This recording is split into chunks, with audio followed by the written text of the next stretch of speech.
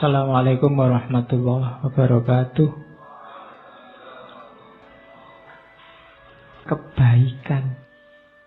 Rumus pertama kebaikan itu simpel. Jangan buang-buang waktu memperdebatkan apa itu orang baik. Jadilah orang baik. Simpel. Tidak usah terlalu banyak diskusi untuk membahas orang soleh itu kayak gimana ya Pak. Pokoknya jadilah orang soleh. Tidak usah terlalu banyak debat kalau untuk ini. Kita memang sering terlalu banyak diskusinya, banyak membahasnya, banyak tanyanya. Jalannya jarang. Kita bahas secara detail kira-kira ya. Waktunya tahajud yang afdol itu sepertiga malam itu jam 3 pas. Apa kira-kira jam 3 lebih 15 apa jam 3.30. Itu diskusi ini ngono. Sholat ndak Pak. Iya. Kamu diskusi tentang tarawih itu 20 apa 8 mati-matian nyari dalil ya. Terus ndak tarawih. Itu namanya kamu sibuk memperdebatkan apa itu orang baik, tapi kamu ndak jadi orang baik. Jadi sudah diselesaikan saja debatnya, diskusinya, bahasnya. Ayo jalan dengan kebaikan masing-masing yang kita yakini. Makanya Al-Quran itu secara tegas semacam motong debat. Ya memang Allah menciptakan manusia itu beda-beda. Syir'atan wa minhajan. Ada aliran-aliran, ada pendapat yang berbeda. Tidak apa-apa. Lihat luwakum fima atakum. Untuk mengujimu tidak apa-apa memang. Kamu diuji dengan perbedaan itu. Selanjutnya fastabikul khairat. Jadi orang baik, berlomba-lombalah jadi orang baik. Bukan berlomba-lomba mendiskusikan kebaikan. Kalau kita berlomba-lomba jadi orang baik, hidup kita sendiri dan bersama orang lain insya Allah juga baik. Hari ini kan kita tidak berlomba-lomba dalam kebaikan, tapi berlomba-lomba sering-sering nyari salahnya orang lain. Terus akhirnya debat, mana yang lebih benar, mana yang lebih salah. Akhirnya tidak ada yang menjalankan, isinya debat. Maka rumusnya Marcus Aurelius, jangan buang-buang waktu untuk memperdebatkan apa itu orang baik. Jadilah orang baik saja. Jadi rumus pertama itu. Rumus yang kedua, kita harus melakukan kebaikan kepada orang lain sesederhana kuda lari. Lebah menghasilkan madu atau kebun anggur membuahkan anggur. Masa demi masa tanpa memikirkan lagi anggur yang telah dihasilkan. Jadi melakukan kebaikan itu jangan perhitungan. Sudah berapa ribu ya bulan ini aku sedekah, itu perhitungan. Biasanya orang yang masih perhitungan itu masih nunggu balasan. Aku sudah sedekah sekian juta, baliknya 7.000 kali lipat. Kalau sekian juta kali 7.000, wah aku nanti dapat sekian. Itu masih perhitungan namanya. Lakukan kebaikan kepada orang lain alamiah saja. Karena memang tugasmu untuk melakukan kebaikan itu. Kayak kuda lari, kayak lebah bikin madu. Lebah itu kan bikin madu, terus madunya mbok ambilin, mbok minumi, kan dia tidak protes. Jadi coba bisa demo mereka, itu kamu susah nggak dapat madu. Saya membayangkan kayak ayam itu demonstrasi, tidak mau bertelur saja. Untuk berapa kerugian manusia, pengusaha-pengusaha telur dadar, pengusaha-pengusaha martabak itu bisa tutup semua. Tapi mereka kan nggak mikir ke sana. Dan kamu tidak pernah terima kasih sama ayam, bebek, dan kawan-kawan. Hidupmu sangat tergantung di sana. Mereka sudah menjalankan tugasnya dengan baik. Tinggal kamu jalankan tugasmu. Kamu melakukan kebaikan kok masih nawar, masih nunggu balasan, masih minta dikasih pahala double. Jadi jalankan kebaikan itu secara natural, alami. Tanpa harus mikir, tanpa harus nagih-nagih kamu dapat apa. Jadi rumus kedua itu. Rumus pertama, jadilah orang baik saja, titik. Rumus kedua, Jalankan kebaikan secara alamiah. Tidak perlu terlalu banyak mikir, terlalu banyak pertimbangan. Apalagi yang kau harapkan saat membantu orang lain? Tidak cukupkah bahwa engkau sudah menjalankan tuntutan alam? Engkau meminta imbalan juga? Nah, itu pertanyaannya Markus. Seolah-olah matamu mengharapkan balasan juga saat melihat atau kakimu saat berjalan. Padahal untuk itulah keduanya diciptakan. Bayangkan kalau mata juga minta gaji, kakimu setelah dipakai jalan lari banyak, aku capek sekali, ini harus dikasih kompensasi, kan tidak begitu. Ya memang tugasnya kaki untuk jalan, tugasnya mata untuk melihat. Mereka tidak minta pahala, mereka tidak minta bayaran darimu. Kakimu kan nggak teriak-teriak, ayo aku sudah capek ini, saatnya pijet, kan ya tidak begitu. Kakinya menerima saja. Oke, lawannya kebaikan itu kejahatan, kesalahan. Katanya Markus, ingatlah siapapun yang melakukan kesalahan, ia bersalah pada dirinya sendiri. Siapapun yang melakukan ketidakadilan, ia melakukannya pada dirinya sendiri. Yang dilakukan apa? Membuat dirinya jahat, mengacaukan ritme alamiahnya sendiri. Kesalahan apapun yang kamu lakukan itu sebenarnya kamu sedang bersalah pada dirimu sendiri. Man amila solihan fali nafsih wa man asa'a fa'alaiha. Barang siapa beramal baik itu untuk dirinya sendiri, dan barang siapa beramal jelek juga untuk dirinya sendiri. Kalimat ini cocok sama dalil itu. Jadi kebaikan itu lawannya salah, dan ketika kalian melakukan kesalahan, yang kamu hancurkan adalah dirimu sendiri, bukan orang lain. Meskipun salahnya pada orang lain. Ini rumus selanjutnya, kebalikannya rumus tadi. Sama-sama simpelnya. Kalau tidak benar ya jangan dilakukan. Kalau tidak baik, tidak benar untuk dikatakan, ya jangan dikatakan. Rumus selanjutnya, jangan bertindak seolah engkau akan hidup 10.000 tahun lagi. Kematian akan menggantungmu. Saat engkau masih hidup dan masih memiliki kekuatan, lakukan kebaikan. Karakter yang sempurna itu hidup setiap hari seakan ini hari terakhir, tanpa membuat kacau, tanpa tidak peduli, tanpa pura-pura. Jadi, lakukan kebaikan sekarang. Tidak usah nunggu nanti, tidak usah membayangkan besok lah Pak, kalau tua Pak, saya tobat, saya mau nyufi, saya mau nyepi, zuhud, uzlah. Lah kok nunggu besok? Durasi kita terbatas loh, sementara loh. Kalau kamu berbuat baiknya nunggu, nanti kalau tidak sempat berbuat baik gimana? Ya lakukan sekarang sesuai powermu, sesuai kekuatanmu. Saya sedekahnya besok aja loh Pak, kalau kaya loh. Iya kalau kamu kaya. Kalau enggak kan sumpek lagi kamu. Ya sudah, sejangkaumu, kekuatanmu berapa sekarang, sedekahlah. Nunggu apa lagi? Kamu membayangkan hidup 10.000 tahun lagi, ya enggak mungkin katanya Markus. Sepanjang-panjang usiamu paling berapa? Jadi orang baik dan segera lakukan kebaikan. Tidak usah terlalu banyak rumus. Tidak usah mikir, sebentar Pak, saya ingin tepat dulu, saya ingin nunggu dulu. Kalau jiwa saya sudah siap, sudah matang, baru saya hijrah Pak. Tidak usah. Begitu kamu tahu itu kebaikan, jalankan. Nunggu Pak, mental saya belum siap Pak. Lah nunggu kapan lagi? Wong kamu tidak bisa jamin umurmu bisa sampai besok pagi atau bisa sampai minggu depan. Jadi lakukan kebaikan sekarang. Oke, kemudian rumus kebaikan yang lain dari Markus adalah jangan terlalu ribet, terlalu peduli, terlalu sumpek dengan pandangan komentar orang lain, keburukan-keburukan orang lain.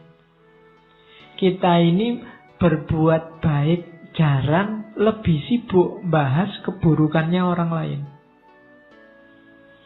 Itu kalau dikalkulasi kita itu defisit. Bahas salahnya orang terus. Itu kan defisit namanya. Berbuat baiknya jarang. Katanya Markus adalah sesuatu yang menggelikan. Menggelikan itu berarti hasilnya orangnya harusnya ketawa. Saat orang tidak menghindar dari keburukannya sendiri. Yang ini mungkin dilakukan. Namun orang lebih suka menghindar keburukan orang lain yang tidak mungkin dilakukan. Yang kita bahas selalu keburukan orang lain. Yang ini susah, bahkan tidak mungkin untuk dilakukan. Orang lain punya dunia sendiri. Yang lebih gampang adalah mengubah keburukanmu jadi kebaikan. Tapi itu tidak kamu lakukan. Kamu lebih sibuk dengan keburukannya orang lain. Seolah-olah kamu ingin orang lain itu jadi baik. Padahal itu susah karena menyangkut orang lain. Bahkan tidak mungkin. Sibuklah dengan keburukanmu untuk jadi baik. Ini lebih mungkin karena kamu yang menguasai dirimu. Jadi jangan capek habiskan energimu untuk keburukannya orang lain. Orang lain itu tugasmu paling mentok kan mengingatkan. Dia berubah atau tidak di luar kuasamu. Yang lebih kamu kuasai dirimu sendiri. Mau berubah atau tidak kan tergantung dirimu. Harusnya kamu lebih sibuk di sini, tapi kamu tidak sadar, tidak mau melihat keburukanmu. Yang kamu lihat selalu keburukannya orang lain. Oke, ini nasihatnya Markus. Terus katanya Markus, saat bertindak jangan menunda-nunda, saat berkata jangan membingungkan orang lain. Saat berpikir jangan sesat. Jiwamu jangan pasif atau agresif. Hidupmu jangan hanya mencari keuntungan. Nah, ini rumusnya. Lakukan kebaikan segera. Jangan ditunda-tunda. Kalau ada perlunya ngomonglah yang bisa dipahami orang dan bermanfaat. Jangan ngomong yang cuma membingungkan orang, apalagi menyakiti. Berpikirlah yang jernih. Kemudian mentalmu harus mental aktif, tapi tidak agresif, apalagi pasif. Aktif itu selalu mengejar, mencari yang lebih baik, lebih benar. Kalau agresif itu menyerang orang lain, nyari-nyari kesalahannya orang lain. Kalau pasif itu tidak ngapa-ngapain, nunggu takdir. Jangan pasif, jangan agresif. Terus hidup jangan hanya menggunakan kalkulasi untung rugi. Kamu akan kecewa. Kamu akan kehilangan banyak malahan. Setiap kali mau melakukan kebaikan, kalau kamu hanya nyari kalkulasi untung ruginya, akan ada sangat banyak hal yang terlewat dalam hidupmu nantinya. Maka Markus ngasih rumus 5 itu. Bertindak jangan ditunda, berkata jangan membingungkan, berpikir jangan sesat, jiwamu jangan pasif atau agresif, hidupmu jangan hanya mencari keuntungan. Kalau apapun yang kamu lakukan mencari keuntungan, yang ketemu justru adalah kerugian. Terus ini nasihatnya Markus. Kindness is unconquerable. Kebaikan itu tidak terkalahkan. Without flattery or hypocrisy. Selama tidak dibarengi flattery, kesombongan atau kemunafikan. Kemunafikan berarti baiknya pura-pura. Flattery berarti baiknya berpamrih. Berpamrih dipuji. Untuk kamu bahan menyombongkan diri. Jadi kebaikan itu akan rusak kalau kemasukan flattery dan hipokrisi. Flattery berarti ada pamrihnya, dan hipokrisi berarti kamu sebenarnya tidak melakukan kebaikan, cuma pura-pura. Kalau baikmu tulus, tidak pura-pura, maka kebaikanmu tidak akan ada yang mengalahkan. Unconquerable. Mungkin pakai rumus ini yang dipakai oleh Markus sehingga Sedahsyat apapun kepahitan hidupnya, kesulitan yang dia hadapi, dia bisa bertahan sampai akhir. Dan jadi salah satu kaisar paling menonjol dari Romawi.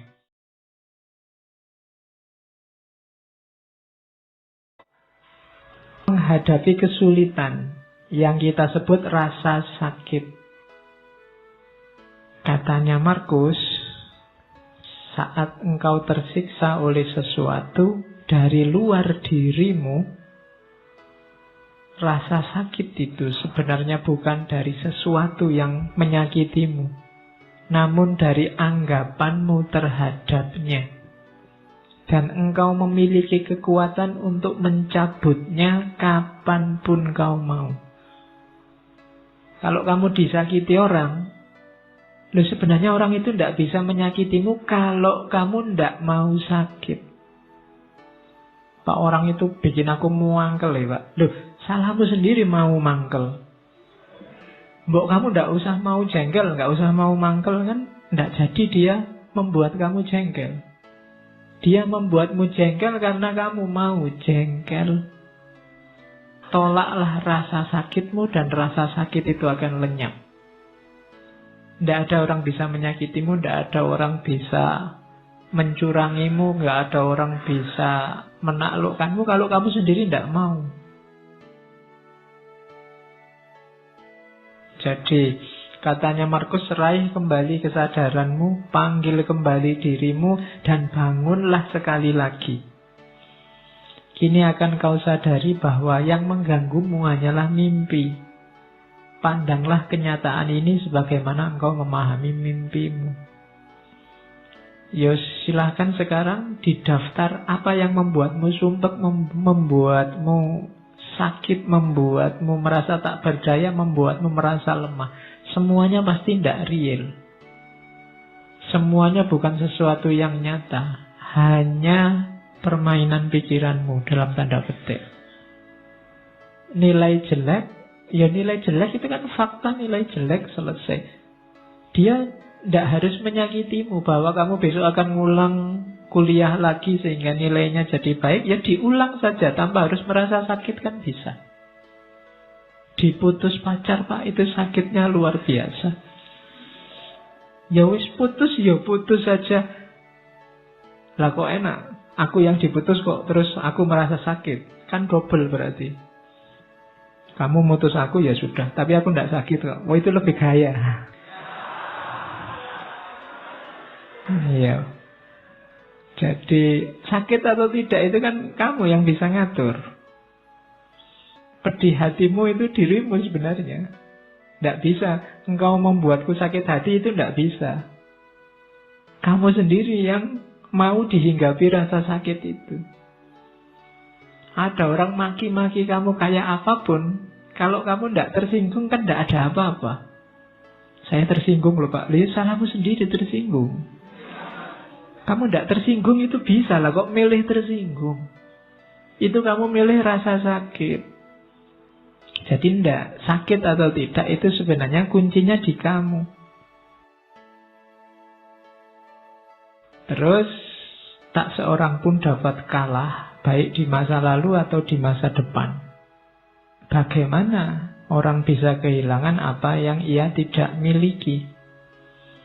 Yang sering membuat kita sakit kan dua hal ini. Harapan dan kekecewaan. Kecewa itu kan karena masa lalu, harapan itu karena masa depan. Masa lalu dan masa depan itu dua hal yang tidak kita pegang sekarang, tidak kita miliki sekarang. Lah kok kita bisa disakiti oleh sesuatu yang kita tidak punya? Kok kita bisa kalah oleh sesuatu yang tidak ada? Masa lalu itu kan tidak ada, sudah lewat. Masa depan itu nanti belum terjadi. Nah kok kita bisa kalah oleh itu, katanya Markus? Harusnya tidak. Jadi kekecewaan dan harapan itu jangan sampai membunuhmu. Kenapa? Karena dia sesuatu yang tidak ada. Sesuatu yang tidak ada jangan menyakitimu. Hidupmu kan di masa kini. Dia tiba-tiba menyakitiku, Pak. Aku tiba-tiba diputus. Kapan? Tadi. Oleh sudah tadi aja, sudahlah. Nah iya kan? Kan berarti masa lalu itu. Meskipun 1 jam yang lalu kan sudah jadi masa lalu. Meskipun putusnya tadi sore jam 5, kan kamu sudah masa laluku itu kan? Iya. Oke, jadi jangan mau disakiti oleh masa lalu dan masa depan. Berpikir yang positif. Katanya Markus, adalah nasib burukku semua ini terjadi padaku. Kita kan sering mengeluh begitu. Aduh, nasibku kok jelek ya. Katanya Markus, jangan begitu. Bilang saja nasibku baik, adalah nasib baikku. Di mana nasib baiknya? Meskipun ini terjadi padaku, tapi aku dapat menanggungnya tanpa rasa sakit. Baik itu kehancuran di masa kini maupun ketakutan akan masa depan. Kalau kamu ada masalah apapun, jangan mengeluh. Bersyukurlah bahwa alhamdulillah aku masih kuat menanggungnya. Masih diberi kekuatan untuk menahannya. Nah, itu lebih positif. Jadi, sakitilah aku, injak-injaklah aku, jajalah aku, tapi aku kuat. Kalau kamu nyari yang tidak ada masalah dan kamu tidak tersakiti, mungkin tidak bisa. Kamu hidup di dunia yang tidak ada masalah dan kamu tidak tersakiti itu. Bikinlah dirimu kuat menghadapi masalah dan rasa sakit. Maka segalanya akan selesai. Jadi, jangan mau disakiti. Jangan mau itu bukan untuk orang yang menyakiti, tapi untuk dirimu sendiri. Jangan kamu terima rasa sakit itu, maka kamu tidak akan sakit. Yo, rasanya sih memang berat, tapi lama-lama dilatih mungkin bisa. Orang-orang besar, pemimpin-pemimpin besar, itu mungkin mereka mampu melakukan ini. Kalau besok kamu jadi pemimpin labil, mudah sakit, mudah tersinggung, mudah marah, mungkin kamu tidak bisa jadi pemimpin yang baik. Kamu harus punya daya tahan terhadap rasa sakit. Kamu harus kuat mendengarkan, kuat melihat, kuat membaca, kuat memahami, tanpa harus reaktif karena rasa sakit.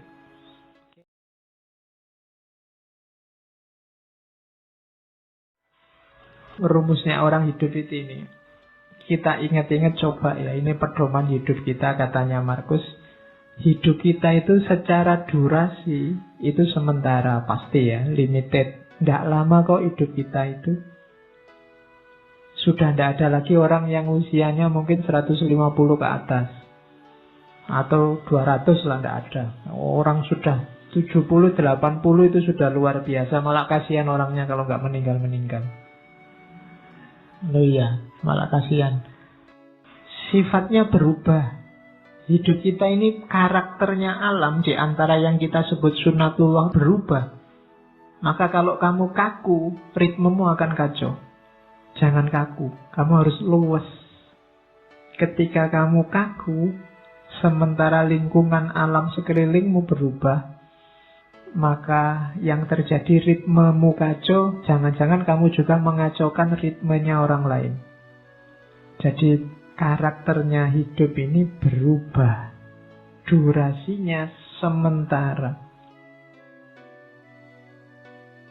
Persepsi kita, pemahaman kita, sifatnya abu-abu kalau bahasanya.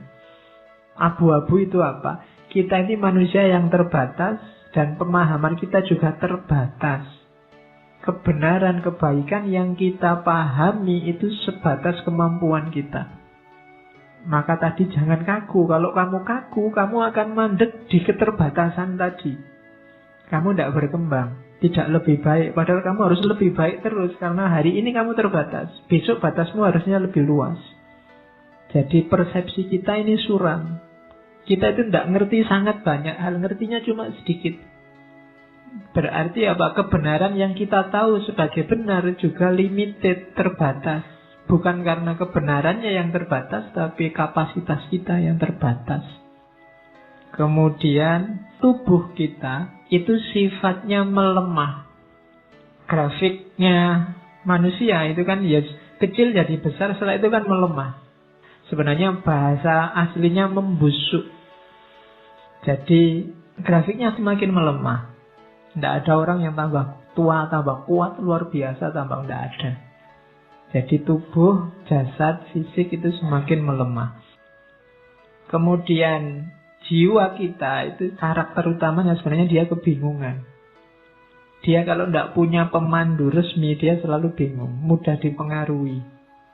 Akal itu kan, mental itu kan mudah dipengaruhi. Sekarang seneng, besok benci. Kemarin kerjasama, sekarang gegeran. Itu jiwa kita selalu begitu, mudah dipengaruhi, selalu dalam kebingungan. Kemudian 5 yang atas tadi kan serba tidak enak. Terus kamu, kalau gitu saya nunggu takdir, keberuntungan. Tidak, keberuntungan, takdir itu tidak bisa ditebak, tidak mesti. Kemudian kemasyhuran. Kemasyhuran itu mungkin kamu mengandalkan status, mengandalkan nama baik, mengandalkan keluarga, mengandalkan identitasmu sebagai apa. Katanya Markus itu juga tidak pasti. Seterkenal apapun orang pada saatnya juga lenyap, dilupakan. Jadi ternyata hidup kita itu semacam ini. Ringkasnya apa? Katanya Markus, hidup ini bagian fisiknya seperti sungai. Dia berubah semakin lama semakin melemah. Sungai itu kan mengalir semakin ke yang lebih landai, lebih ke bawah. Sementara jiwa kita, rohani kita bagaikan mimpi dan kabut, tidak jelas, kebingungan. Dan akhirnya kita menjalani hidup itu kayak medan perang. Seperti medan perang dan perjalanan yang jauh dari rumah. Jadi hidup ini medan perangmu. Perang di mana? Perang melawan dirimu sendiri sebenarnya. Melawan hidupmu sendiri. Dan jangan mengandalkan reputasi, jangan mengandalkan status, jangan mengandalkan nama baik, karena semuanya akan terlupakan. Maka tidak usah terlalu banyak membuang energi untuk hal-hal yang tidak penting. Ayo mikir hidup kita sendiri saja. Wong hidup kita sendiri juga tidak terlalu bagus situasi dan kondisinya. Wong ya semua orang begitu. Kalau ditarik lebih jauh lagi, tidak ada orang yang pantas sombong. Sering saya bilang bahwa manusia itu diciptakan sebagai sosok yang tidak pantas untuk sombong. Karena lemah dalam segala aspeknya. Oke, nah kalau hidup begitu. Nah kalau gitu apa harus sumpek? Enggak, katanya Markus. Meskipun hidup itu selemah itu, tapi kita tetap bisa bahagia. Rumusnya bahagia simpel. Yang pertama pikiran. Kebahagiaan hidupmu tergantung kualitas dari pikiranmu. Hari ini, detik ini kamu bisa langsung bahagia meskipun sedang sumpek urusan apa wae, tinggal kamu detailkan urusanmu apa. Uang habis, makalah belum selesai, dosen ngamuk-ngamuk, bapak kos nagih misalnya. Itu kan sumpekmu kan kamu bawa di sini. Itu detik ini juga bisa selesai itu semua, tinggal kamu geser caramu berpikir. Yo gampang lah rumusnya. Duit habis gampang, teman masih banyak. Ya ngampung-ngampung dikit makan tidak apa-apa lah, utang-utang dikit pasti boleh. Nilai jatuh, alah semester depan bisa diulang. Ya makalah kok belum jadi-jadi gampang, Google masih sedia banyak referensi. Jadi kan lebih simpel. Tergantung pikiranmu. Berarti apa? Sekarang ayo dinikmati. Atau paling tidak, sekarang kan sedang ngaji di masjid. Urusan makalah, urusan besok kuliah, urusan duit kan nanti kalau mau makan urusan. Jadi sekarang gak usah tak pikir itu. Nanti jatahnya mikir itu nanti kalau berhadapan dengan urusannya. Kalau sekarang ya mikir ngaji. Itu kan kamu terus jadi bahagia. Jadi tergantung pikir. Ada urusanmu berat, apapun beratnya tinggal alah sekarang mikir ngopi-ngopi dulu lah, ngerokok-ngerokok dulu santai. Lu iso bahagia detik itu juga. Jadi kebahagiaanmu itu tidak tergantung apa-apa di luar dirimu, tapi pikiranmu. Makanya sangat sedikit hal yang dibutuhkan untuk hidup bahagia dan semuanya ada dalam dirimu. Di mana itu? Caramu berpikir. Misalnya kamu, Pak, saya sumpek hari ini, Pak. Orang Indonesia itu loh terpecah dua. Ada kubu pro calon ini, kubu pro calon itu. Loh yang nyuruh kamu mikir itu loh siapa? Nggak ada orang yang nyuruh kamu ngomentari itu loh. Salahmu dewe kamu menyumpekkan dirimu dengan itu. Bahagialah. Banyak hal untuk dinikmati dan bahagia. Nah, itu rumus pertama ya, bahagia dari pikiran. Yang kedua, katanya Markus, kebahagiaan mereka yang ingin populer tergantung orang lain. Orang yang semacam ini tidak akan bisa bahagia. Orang yang ingin populer berarti dia butuh follower banyak, dia butuh jempol banyak, dia butuh dipuji, butuh dikomentari. Kalau sandaranmu bahagia ini, kamu akan susah bahagia. Karena akan selalu ada orang yang tidak suka padamu. Ngaji ini mungkin yang suka banyak, yang tidak suka pasti juga ada. Kalau kamu sumpek dengan yang tidak suka, kamu tidak akan bahagia-bahagia. Kalau kamu sumpek dengan hatersmu, kamu tidak akan bahagia. Karena akan selalu ada orang yang tidak cocok, karena memang tipenya orang beda-beda. Jadi kebahagiaan orang yang ingin populer itu tergantung pada orang lain, maka jangan nunggu populer dulu baru bahagia, jangan nunggu dipuji banyak orang dulu baru bahagia. Bahagialah sekarang. Kebahagiaan mereka yang nyari kesenangan akan diikat, berubah-ubah sesuai mood yang berada di luar kontrol mereka. Kalau kamu ingin bahagia saat senang saja, kamu mungkin juga susah bahagia. Kenapa? Hidupmu kan banyak sumpeknya, banyak alangannya, banyak rintangannya. Seneng wisuda tidak lama, besoknya sudah sumpek mikir kuliah lagi, apa kerja, apa kawin, sumpek lagi. Ya kan? Tidak ada selesainya. Kalau kamu mengandalkan seneng, hidupmu itu tidak pernah seneng full 100%. Selalu ada bagian sumpeknya. Kalau kamu nunggu mood seneng baru bahagia, kamu mungkin tidak bahagia-bahagia. Alhamdulillah Pak, dapat uang banyak. Besoknya sumpek, ini duitnya buat apa? Terus gegeran, terus macam-macam. Tidak lama ternyata kalau bahagia itu mengandalkan seneng.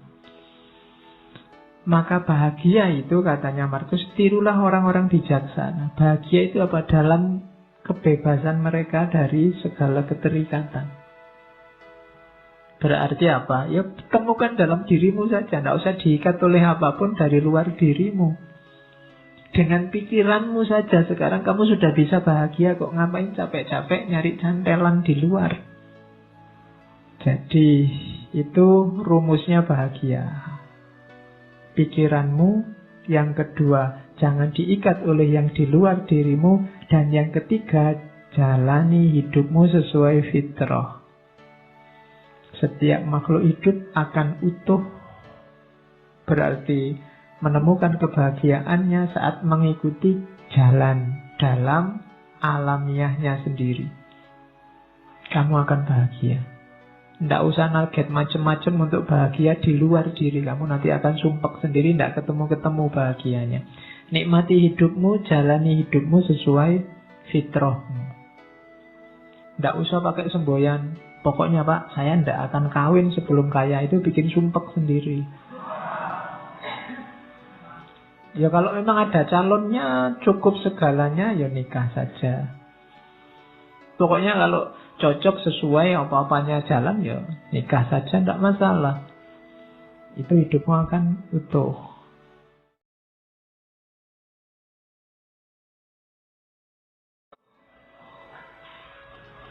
Hidup ini yang pertama rumusnya, katanya Marcus Aurelius. Carilah apa tugasmu. Katanya Marcus, segala sesuatu apakah itu kuda atau anggur, diciptakan untuk tugas tertentu, untuk peran tertentu, maka carilah tugasmu sebagai manusia. Sering kan saya singgung ayat afahasibtum annama khalaqnakum abasa. Itu kan Allah loh yang ngomong. Apa kami ciptakan engkau itu hanya untuk iseng? Pasti tidak. Ada tujuannya. Kejar itu. Yo, Al-Quran banyak ngomong tentang tujuan hidupmu ini. Enaknya karena sayangnya Allah sama kita, kan kita sama Allah langsung ditunjukkan, ini loh tugasmu. Jadi yo kayak misalnya ini ja'ilun fil ardi khalifah, aku ciptakan manusia di muka bumi jadi khalifah. Ini kan Allah langsung ngasih petunjuk, ini loh tugasmu. Maksudnya Markus, yo kamu jalan di tugasmu itu. Setiap hal di muka bumi ini ada perannya, ada tugasnya. Jangan dikacaukan, kamu sendiri juga jangan kacau. Nanti kamu susah sendiri. Oke, teh ini kan dia punya tugas. Dibikin jadi minuman. Ya diminum, tidak apa-apa. Manusia yang minum, jangan dibikin kacau. Nanti tehnya kamu pakai ngepel, terus kamu siramkan di karpetnya masjid, itu jadi kacau, kamu sumpek sendiri. Tidak di situ mainnya teh, dia untuk diminum. Jadi rumusnya hidup pertama, tugasmu apa? Yang harus kamu lakukan apa? Saya sering bilang, tidak usah cerewet tanya, apa Pak, saya tidak tahu. Tidak, kamu sudah tahu.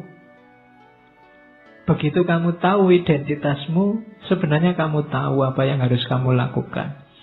Begitu kamu tahu bahwa saya mahasiswa Pak, kamu sudah tahu apa yang harus dilakukan seorang mahasiswa. Di rumah, saya ini anak loh Pak, kamu tahu apa yang harus dilakukan seorang anak. Saya ini tetangga loh Pak, kamu sudah ngerti rumusnya tetangga yang baik seperti apa. Jadi tanya tugasmu apa, jalankan itu. Dan yang kedua, tidak usah khawatir, tidak bisa. Katanya Markus, manusia pasti mampu melakukan semua yang Tuhan ingin ia lakukan. Kalau Allah nyuruh kita jadi khalifah, pasti kita punya kekuatan untuk mengkhalifahi alam semesta. Ketika kamu ditakdirkan jadi mahasiswa, pasti memang kamu punya potensi untuk jadi mahasiswa yang baik. Bahwa hasilnya tidak baik, itu berarti kamu kurang maksimal menjalankan tugasmu. Jadi ini rumus-rumus dasar dalam hidup, katanya Markus. Pasti bisa asal kamu tidak manja. Kita kan sering manja, sering cengeng, sering cerewet. Sudah tahu masih tanya. Kita sering mengkritik Bani Israel, Yahudi, kita sering begitu. Orang Yahudi itu kan waktu diperintah ada aja yang ditanyakan. Disuruh menyembelih sapi masih ditanya, kulitnya sapi warnanya apa, besarnya seberapa, itu cerewet. Padahal begitu disuruh membelih sapi aja kan tidak masalah, tapi masih cerewet, tanya macam-macam. Padahal ya sudah ngerti pantasnya membelih sapi itu ya sapi yang semacam apa, kan gitu. Ya sama lah, kadang kayak mahasiswa disuruh bikin makalah berapa halaman Pak, kemudian referensi ini boleh tidak Pak, kamu repot sendiri nanti, salahmu sendiri, cerewet. Coba diperintah, ya Pak, kan sudah. Selebihnya kamu mikir sendiri, ijtihad sendiri. Biasanya banyak tanya itu kan maksudnya kamu ingin dapat yang ringan, atau syukur-syukur bisa tidak jadi diperintah. Kan itu. Orang Yahudi itu kan begitu, nawar bolak-balik itu kan maksudnya yo siapa tahu tidak jadi, karena perintahnya tidak jelas. Nah kita sering begitu dalam hidup. Kamu sering ngerti tugasmu tapi tidak jalan, kenapa? Kamu nyari alasan, nyari dalih. Alah Pak, ujian masih lama. Alah Pak, kan segalanya sudah ada garisnya, ada takdirnya. Alah Pak, selalu begitu, nyari dalih.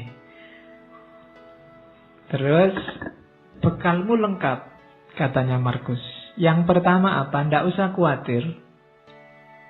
Alam ini ada rumusnya, ada sunatullahnya. Jalankan tugasmu sesuai sunatullah. Kenapa harus kamu jalankan sekarang? Karena tidak lama lagi engkau tidak ada. Hidup ini kan cuma sementara. Kamu dikasih fasilitas hidup yang sementara dengan tugas tertentu. Kalau nanti tiba-tiba kamu dipanggil sama yang ngasih tugas dan tugasnya belum selesai, bisa jadi kamu dikasih nilai C, D, atau E. Kalau kamu dikasih nilai E kan susah. Kalau tidak lulus di kampus gampang. Kalau tidak lulus besok di akhirat, urusannya panjang. Kamu tidak bisa ngerayu-ngerayu karena sudah selesai. Tidak ada remedinya. Besok waktu dihisab di akhirat kan kamu mau ada ujian susulan. Tidak ada. Sudah selesai. Maka katanya Markus, bekalmu lengkap. Alam semesta menyediakan semuanya, termasuk hukum-hukumnya. Segera jalan karena waktu kita terbatas. Pada saatnya semua akan tidak ada. Termasuk Hadrian, termasuk Agustus di kalimat itu. Hadrian ya raja sebelumnya. Agustus raja Romawi pertama. Yang paling sukses menyatukan kerajaan Romawi. Orang sebesar itu saja juga waktunya limited. Terbatas. Kalian ini kan edisi terbatas. Percayalah Allah tidak menciptakan yang mirip kayak kalian lagi. Bikin yang lain yang lebih cakep-cakep.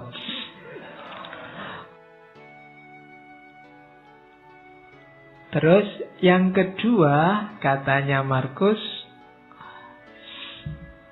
fokuslah pada apa yang kamu lakukan, karena tugasmu di situ. Ingatkan dirimu bahwa tugasmu adalah menjadi manusia yang baik. Ingatkan dirimu apa tuntutan alam pada manusia. Jadi alam ini kayak mesin besar, ada sistemnya, kamu punya peran. Itu yang dimaksud tuntutan alam. Kalau kamu tidak memainkan peranmu, alam ini akan kacau ritmenya. Dan ketika alam ini ritmenya kacau, efeknya ke kalian lagi, ke manusia lagi.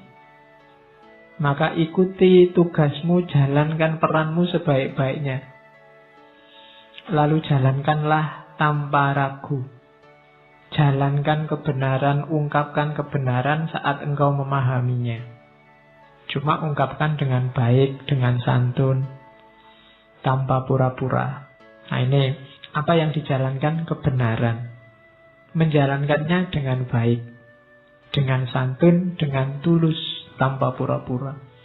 Itu tugas hidup sebagai manusia.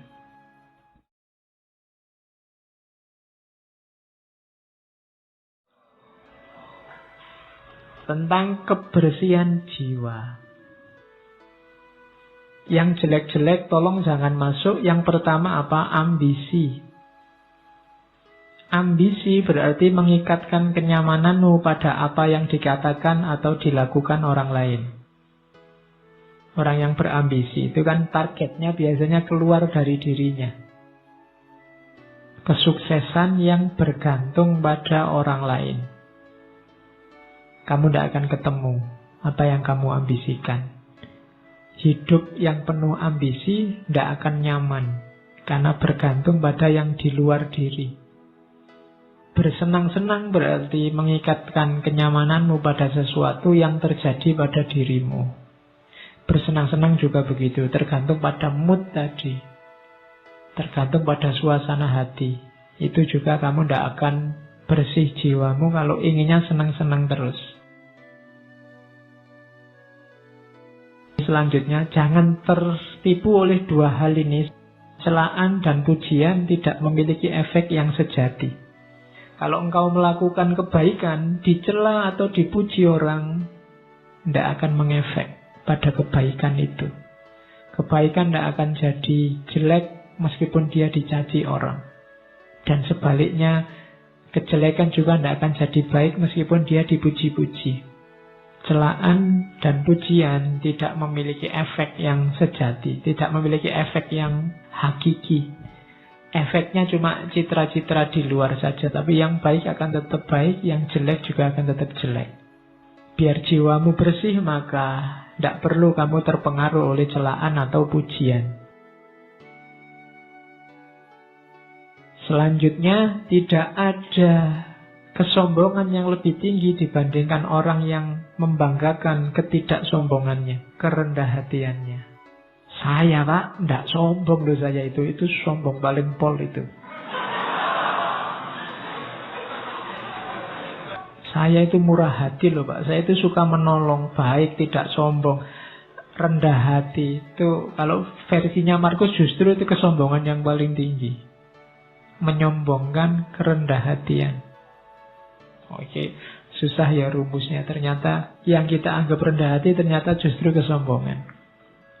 Kemudian jangan kotori jiwamu dengan kemarahan. Kenapa? Karena efeknya marah itu biasanya lebih dahsyat dibandingkan sebabnya marah. Kamu marah karena temenmu minjem motormu ndak pamit. Kemarahanmu kamu ungkapkan dalam bentuk apa? Itu biasanya efek dari kemarahan ini lebih dahsyat daripada sekedar motormu tadi nggak bisa kamu pakai karena dipinjam sebentar. Jadi hati-hati dengan kemarahan. Makanya ketika kamu tiba-tiba dilanda kemarahan, karena dapat tunjuknya dari hadis itu, kalau kamu pas berdiri, duduklah. Kalau pas duduk, ya berbaringlah. Maksudnya apa? Jangan melakukan apa-apa dulu, karena kamu sedang gelap. Karena efeknya nanti pasti akan kamu sesali. Semua tindakan yang didasari oleh kemarahan akan kamu sesali. Bahkan lebih kamu sesali nanti dibandingkan sebabnya. Itu makanya balas dendam itu dilarang. Kenapa? Balas dendam itu kan karena orang marah, ingin membalas. Itu biasanya balas dendam lebih dahsyat daripada sebabnya. Terus yang dibalas ingin balas lagi. Saling marah itu yang bikin peradaban kita gelap. Kamu dicaci maki orang, dibikinkan fitnah, dibikinkan hoak, kan terus kamu mangkel, terus kamu balas. Emangnya cuma lu yang bisa bikin hoak, aku juga bisa. Terus akhirnya podo rusak, jiwamu jadi tidak bersih. Terus ini juga rumus. Jangan anggap berharga apapun yang membuatmu mengingkari janji, membuatmu kehilangan harga diri, membuatmu membenci orang lain, mencurigai orang lain, mengutuk orang lain, membuatmu berlaku munafik, atau menginginkan sesuatu yang tidak ingin diketahui orang lain. Jangan anggap berharga, itu maksudnya jangan diambil ini. Apapun yang membuatmu membenci orang lain, mending tidak usah kamu ambil. Membuatmu nantinya akan mengutuk-ngutuk orang lain, mending tidak usah kamu ambil. Membuatmu kehilangan harga diri, tidak usah kamu ambil. Itu yang disebut jangan dianggap berharga. Kok ada postingan yang isinya kemungkinan membuatmu benci sama seseorang atau sekelompok orang, kamu tinggal saja. Karena postingannya tidak penting, tapi dampaknya pada jiwamu besar. Itu maunya Markus.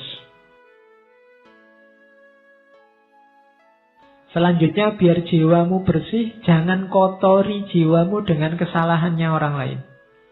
Ini ada rumus bagus dari Markus. Kalau ketemu orang jahat, orang rusak, orang keliru, saat engkau sedang melawan orang yang tidak tahu malu, ini misalnya, tanyakan pada dirimu sendiri, apakah mungkin di dunia ini bersih dari tindakan tidak tahu malu? Jawabannya kan pasti ya, tidak akan selalu ada orang jahat, akan selalu ada orang yang tidak tahu malu. Maka jangan mengharapkan sesuatu yang tidak mungkin. Selalu ada orang yang tidak punya malu di dunia ini. Dan yang kamu hadapi sekarang adalah salah satunya.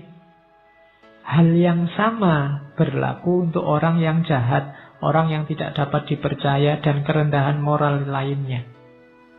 Jadi ini menyuruh kita untuk jangan mengotori jiwa dengan kemarahan, kebencian, ketidaksukaan, intoleransi pada orang lain yang kamu anggap keliru atau kamu anggap jahat. Pertanyaannya gampang, apa mungkin di dunia ini orangnya baik semua, soleh semua? Kan tidak mungkin. Kalau kamu marah berarti kamu tidak terima kalau di dunia ini ada orang jelek, ada orang tidak baik. Kalau kamu tidak terima berarti kamu sedang melakukan sesuatu yang tidak masuk akal. Karena kamu menuntut sesuatu yang tidak mungkin terpenuhi. Akan selalu ada orang jelek, orang jahat. Maka ngapain kamu mengotori dirimu gara-gara itu? Ada orang jahat, Ya monggo, memang hidup ini ada yang baik, ada yang jahat. Tapi jangan kejahatannya dia membuatmu juga jadi jahat. Kejelekannya dia membuatmu juga jadi jelek. Hari ini banyak begitu. Karena grup sana maki-maki, kamu juga maki-maki. Karena grup sana kemarin menggoreng isu, sekarang ada isu baru, saatnya kita balas menggoreng isu. Sama saja, itu berarti jiwa kita sama-sama kotor.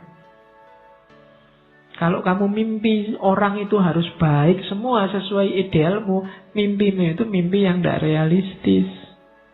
Tidak mungkin orang itu akan jadi baik semua. Kalau kamu tidak terima ada orang jahat, kamu menyusahkan dirimu sendiri. Akan ada selalu orang yang tidak baik. Maka bersihkan dirimu.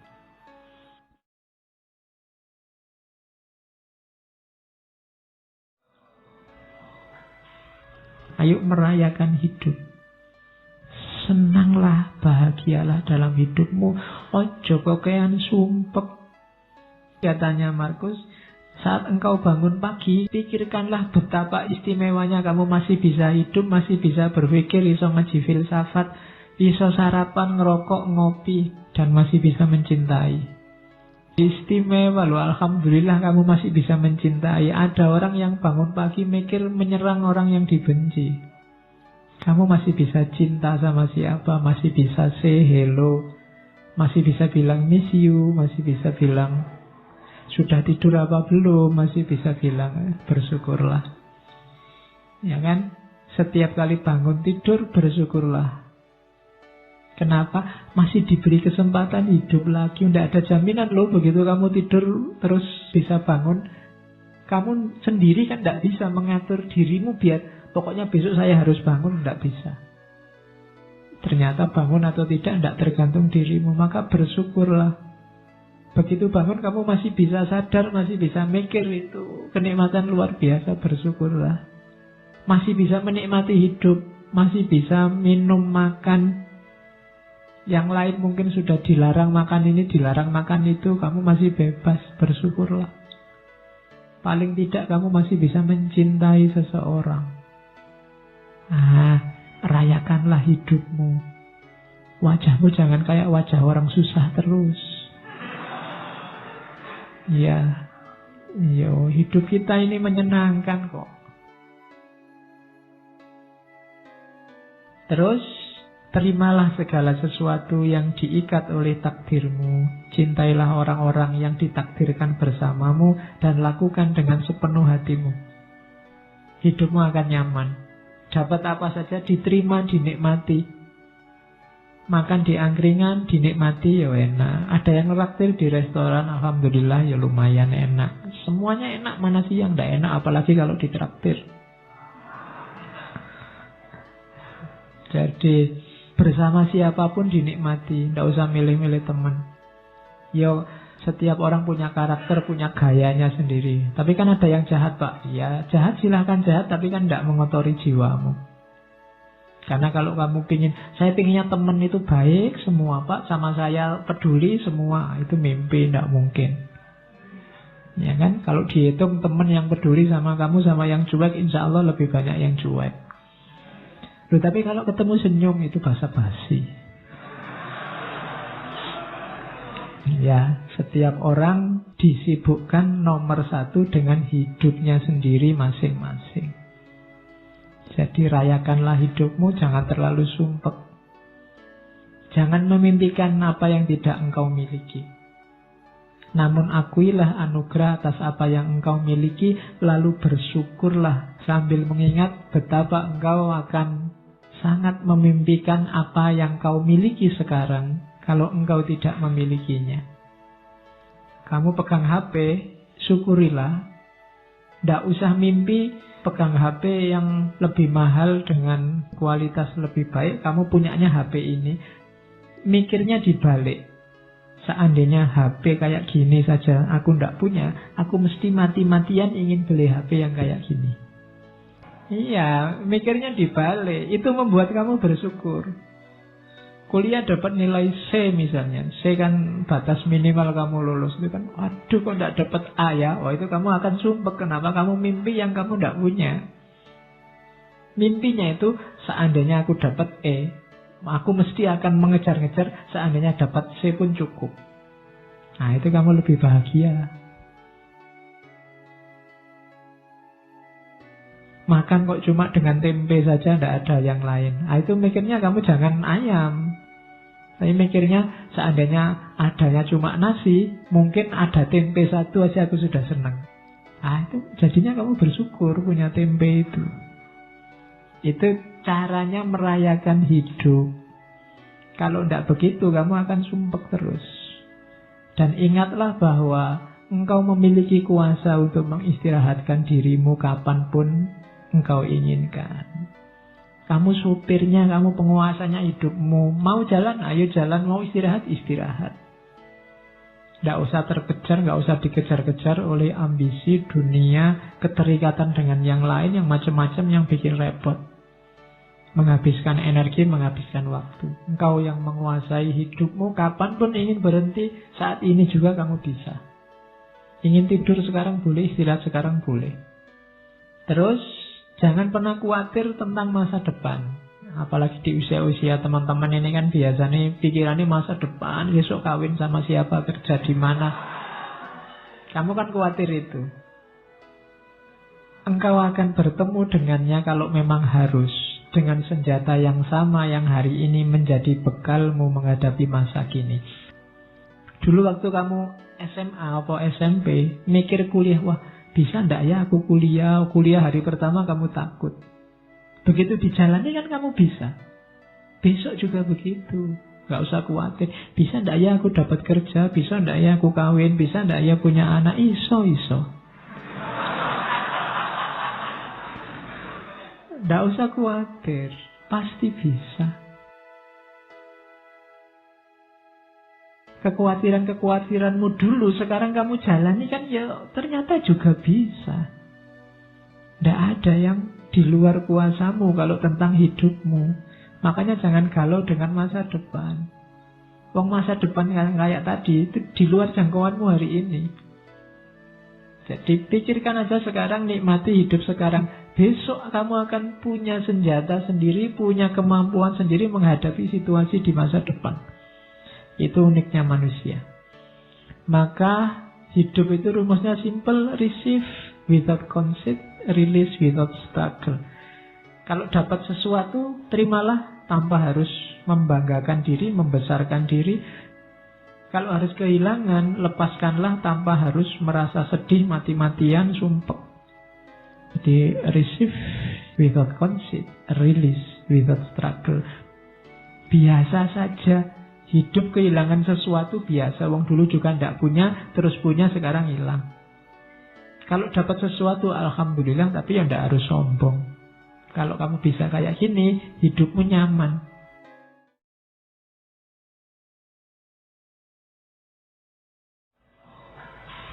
Nah, kalau ini pendidikan diri. Rumusnya pendidikan diri itu be tolerant with others and strict with yourself. Saya tulis ini besar-besar karena hari ini banyak orang yang dibalik. Banyak orang yang toleran dengan dirinya sendiri, kemudian strict dengan orang lain. Kalau sama dirinya sendiri dimaafkan terus. Dicarikan alasan, dicarikan dalih. Tapi begitu sama orang lain, kakunya luar biasa. Orang lain tidak boleh keliru, tidak boleh minta maaf, tidak boleh. Itu yang kita lakukan hari ini dan terjadi di mana-mana saling balas-membalas. Terbalik, harusnya kita toleran terhadap orang lain dan strict terhadap diri kita sendiri. Jangan dibalik. Nah, ini rumusnya. Aku sering heran kenapa orang mencintai dirinya lebih dari semua orang yang lain, namun ia kurang menghargai pandangannya sendiri tentang dirinya dibandingkan pandangan orang lain. Ini nasihat sebenarnya untuk kamu jangan mudah terpengaruh oleh orang lain. Jangan mudah terpengaruh oleh komentarnya orang, pandangannya orang terhadap dirimu. Kamu punya jati diri sendiri, tidak apa-apa. Orang ngomong apa aja, tidak usah terpengaruh. logikanya orang itu lebih mencintai dirinya sendiri. Berarti apa? Lebih dengarkanlah pandanganmu sendiri. Jangan mudah tertipu oleh orang lain. Apapun yang dilakukan atau dikatakan orang, aku harus tetap menjadi zamrud dan mempertahankan warnaku. Ini urusannya jati diri. Hidup sama orang lain ya, toleran ya, tapi jati diri jangan hilang. Kamu punya identitas sendiri. Terus nasihatnya Markus, awas ya kamu jangan merendahkan dirimu sendiri. Teruslah rendahkan dirimu wahai jiwa, maka segera peluangmu untuk mendapat kehormatan akan lenyap. Lama-lama identitasmu hilang dan kamu tidak akan dihargai orang. Setiap orang punya satu kehidupan. Milikmu sudah hampir habis gara-gara kamu singkirkan terus, kamu sisihkan terus identitasmu. Dan engkau tidak memperlakukan dirimu sendiri secara hormat, engkau malah mempercayakan kebahagiaanmu pada jiwa-jiwa yang lain. Ini tuntunan untuk kita tegas pada diri sendiri. Terus engkau selalu memiliki pilihan untuk tidak berpendapat. Ini nasihat untuk kita hari ini ya. Tidak ada yang nyuruh kamu tiap hari posting, tiap hari bikin status, tiap hari ngomentari statusnya orang lain. Engkau selalu memiliki pilihan untuk tidak berpendapat. Tidak berpendapat itu sah. Tidak perlu selalu susah payah atau membebani jiwamu dengan segala sesuatu yang tak dapat engkau kuasai. Hal-hal tersebut tidak membutuhkanmu untuk menilainya. Tidak usah gaya dikit-dikit. Menurut saya, tokoh itu ngapain? Emangnya komentarmu yang mendengar siapa? Hal tersebut tidak butuh penilaianmu. Ngapain kamu capek-capek? Engkau punya pilihan untuk tidak usah berpendapat. Leave them alone. Mereka punya penanggung jawabnya sendiri-sendiri. Terkecuali suaramu berpengaruh didengar, baru ngomonglah. Tapi kalau tidak, cari yang lebih esensial untuk hidupmu, untuk dikomentari dan dibahas. Itu nasihatnya Markus. Hari ini banyak orang yang bukan wilayahnya, tidak seharusnya dia menilai, mengomentari. Ikut menilai, ikut mengomentari sehingga kacau semuanya. Idza wusidal amru ila ghairi ahlihi fantadhiri sa'ah. Leave them alone. Biarkan yang bertanggung jawab yang ngurusi. Kayak stop whatever you are doing for a moment and ask yourself, am I afraid of that because I won't be able to do this anymore? Biasanya yang membuat kita banyak terhenti untuk melakukan kebaikan adalah takut mati. Was-was takut mati ini sering mengganggu kita. Katanya Markus, sekali-sekali gini deh rumusnya. Saat kamu melakukan apapun yang membuat kamu senang, coba berhenti sebentar. Apa gara-gara ini ya? Gara-gara khawatir tidak punya ini atau tidak melakukan ini aku takut mati. Seberapa pentingnya sih yang saya lakukan ini? Seberapa baiknya sih yang aku miliki ini? Tiap kali melakukan itu, coba berhenti sebentar. Nah, ini untuk meminimalisir rasa takut mati. Kira-kira kalau tidak ada ngaji filsafat ini kan tidak apa-apa toh. Ngapain sih harus tak gendoli sampai takut mati misalnya? Nanti kalau saya tidak ada yang mimpin ngaji sopo, ngapain sampai mikir ke sana? Wong ini tidak ada juga tidak apa-apa. Kalian kalau tidak ada ngaji kan malah santai. Tidak ada beban untuk datang ke sini, bisa diganti yang lain. Tapi kadang-kadang yang tidak harus mengikat hidup kita jadi mengikat. Kuliah misalnya, kamu kan diikat sedemikian rupa oleh dunia yang namanya kampus dan kuliah. Apa iya sih hidupmu wajib ada kuliahnya, wajib di kampus? Simba-simbamu dulu sekolahnya cuma sampai SD, ya sukses, sawahnya luas. Bisa nguliahkan anak cucunya. Apa wajib harus ada itu? Apa wajib sih harus punya rumah, punya mobil, punya itu? Itu caranya untuk menenteramkan hati dari rasa takut akan mati. Karena nasihat terbaik itu kan mati. Begitu orang ingat mati, bukan takut mati, maka kemungkinan besar dia akan mudah untuk mempersiapkan diri menghadapi hidup sesudah mati. Mempersiapkan diri melakukan kebaikan-kebaikan. Oke, itu nasihat terakhir yang saya bawa dari Marcus Aurelius. Bayangkan, raja besar, wilayahnya sangat luas, cara hidup, cara berpikirnya semacam ini. Maka dia jadi raja yang sangat tangguh, terkenal kesabaran dan ketabahannya, dan dia sukses. Meskipun banyak pemberontakan, banyak bencana, mengalami kepahitan hidup yang luar biasa. Dengan filsafatnya dia bisa sukses. Itu contohnya cara berpikir seorang king philosopher king. Raja filosof yang raja. Oke, saya kira itu. Saya akhiri sekian. Kurang lebihnya mohon maaf. Wallahul muwafiq. Wallahu a'lam bishawab. Wassalamualaikum warahmatullahi wabarakatuh.